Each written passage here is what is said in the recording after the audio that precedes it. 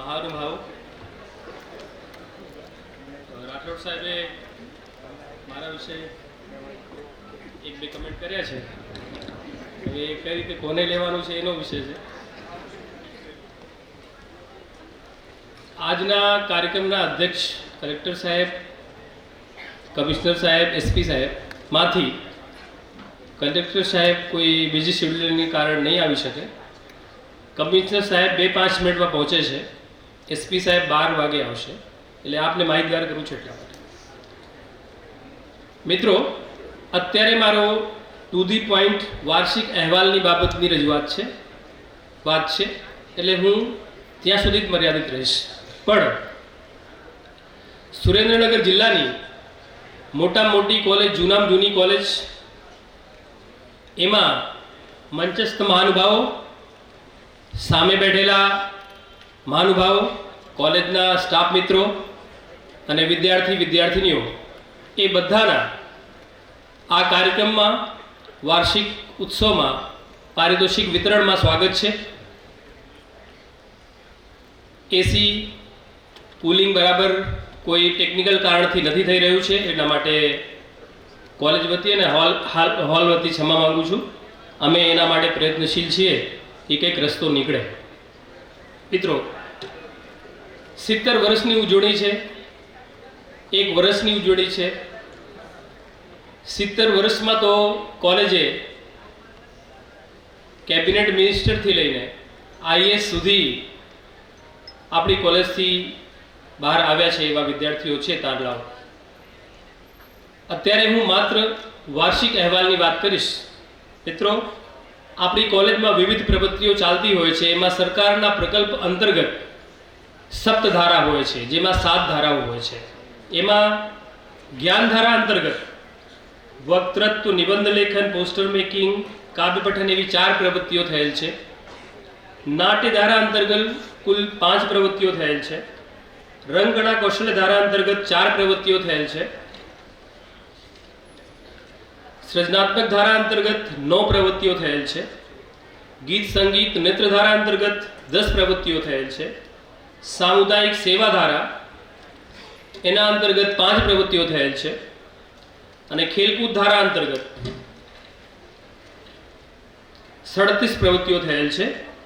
અને આમ જોવા જઈએ તો આપણે સપ્તધારા અંતર્ગત 1 વર્ષની દરમિયાન 74 એવી પ્રવૃત્તિઓ કરેલ છે. એટલે એમાં સપ્તધારાના બધા અમારા શિક્ષણ મિત્રો, સ્ટાફ મિત્રો એ બધાનો સહકાર છે, વિદ્યાર્થીઓનો સહકાર છે, દરેકમાં પાર્ટિસિપેટ કરેલ છે. અને એ બધાને આજે આપણે પ્રાઇઝ ડિસ્ટ્રીબ્યુશન કરવાના છીએ. પ્રાકૃતિક શિક્ષણ શિબિર સાસણગીર ખાતે, જૂનાગઢ ખાતે અને પોશીતારા દ્વારિકા ખાતે 2-3 દિવસની આવી શિબિર ગોઠવીને વિદ્યાર્થીઓ અને અધ્યાપકો વિદ્યાર્થીઓને માર્ગદર્શન મળે એવી રીતે કરેલ છે. યુનિવર્સિટી કક્ષાએ અમારા વિદ્યાર્થીઓના 35 મેડલ મળેલ છે અલગ અલગ પ્રવૃત્તિઓમાં. તાલીઓ જરૂરી છે, કેમ કે વિદ્યાર્થીઓને પ્રોત્સાહન મળે. એટલે ખાસ વિદ્યાર્થીઓ જ્યારે સારું કામગીરી કરે તો આપણે તાળીઓ પાડીને એમને અભિવાદન કરીએ, પ્રોત્સાહન આપીએ એવી મને અપેક્ષા છે. લાઇબ્રેરી સતત અમે કાર્યરત છીએ. અમારી પાસે લગભગ 50,000 બુક છે એમાં. અને લાઇબ્રેરી દિવસ નિમિત્તે અને સ્વતંત્રતા દિવસ નિમિત્તે અમે પુસ્તક પ્રદર્શન રાખીએ છીએ. એમાં 200 થી 250 વિદ્યાર્થીઓ, સ્ટાફ મિત્રો પાર્ટિસિપેટ કરે છે, જોવે છે, poster, books et cetera. Mahatma Gandhi જન્મ જયંતિ નિમિત્તે એમના વતી લાગુ પડે એવી બધી પુસ્તકોનું પ્રદર્શન કરીએ છીએ. એમાં પણ 500 વિદ્યાર્થીઓ ત્યાં અટેન્ડ કરેલ છે. સ્વયંના અલગ અલગ જે પ્રકલ્પો છે એના માટે વિદ્યાર્થીઓને અવેરનેસ સેશન રાખીએ છીએ. સ્વામી વિવેકાનંદ જન્મ જયંતિ નિમિત્તે પુસ્તક પ્રદર્શન રાખીએ છીએ. એમાં ઘણા બધા વિદ્યાર્થીઓ પાર્ટિસિપેટ કરે છે. કોલેજમાં 2 મોટી વિંગ્સ કામ કરે છે, એક NSS અને એક NCC. એ આખા વર્ષ દરમિયાન ઘણી બધી પ્રવૃત્તિઓ કરતી હોય છે. એમાં થોડી વિગતો મારી પાસે જે છે આપને શેર કરું.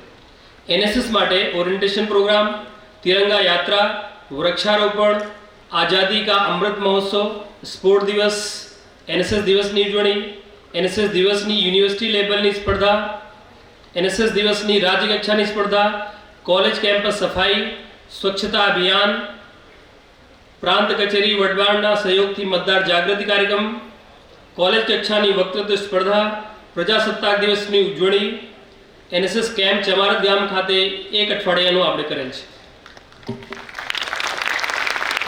સાથે સાથે આપણી કોલેજ એનસીસી માટે ખૂબ જાણી અને જાણીતી છે.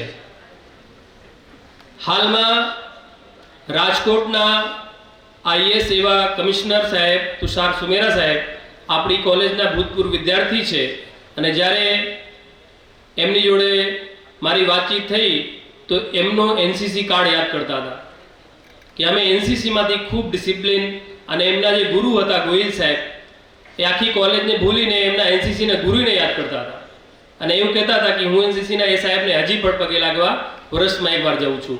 તો આવી આપણો ઇતિહાસ છે એનસીસીનો. હાલમાં એનસીસી કેમ્પસમાં જ અમારા એનસીસીના અધિકારીઓ શ્રી રહે છે અને વિદ્યાર્થીઓને ગાઈડ કરે છે.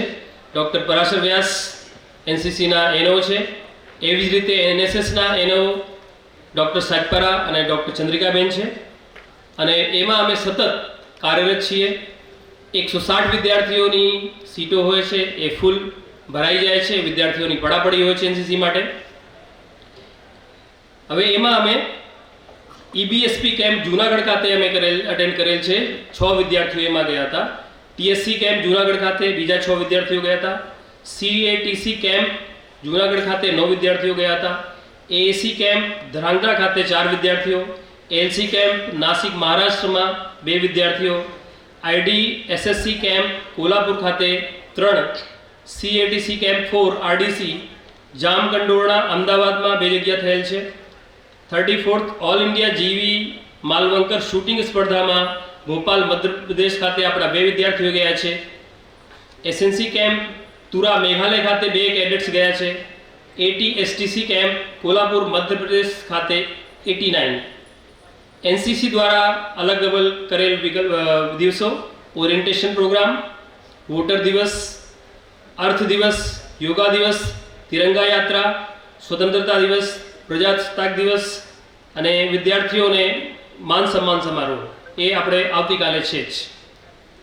આપને શેર કરું કે એનસીસીની પરેડ ગાર્ડ ઓફ ઓનર એ જોવા માટે ગામના ઘણા બધા વડીલો 26 જનવરી અને 15 ઓગસ્ટ કોલેજ કેમ્પસમાં આવે છે.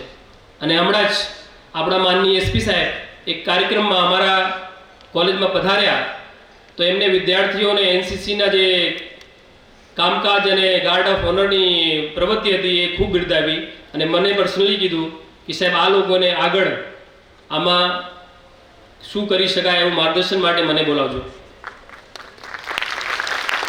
આવી જ રીતે સરકારની બીજી એક પ્રવૃત્તિ છે ઉદિશા પ્રકલ્પ. ઉદિશા અંતર્ગત વિદ્યાર્થીઓ ઇન્ડસ્ટ્રી રેડી થાય એના માટેની વિવિધ પ્રવૃત્તિઓ હોય છે. કેમ કે આપણે રૂટીન એજ્યુકેશન બીએ અથવા બીએસસી કરેલ પણ ખરેખર તમને જોબ માર્કેટમાં મળશે કે કેમ એના માટે આપનું સીવી કઈ રીતે લખવાનું, આપનો પોઝિટિવ એટીટ્યૂડ છે કે કેમ, પર્સનાલિટી ડેવલપમેન્ટ, આવા ઘણા બધા પ્રકલ્પો અમે એમાં કરતા હોઈએ છીએ.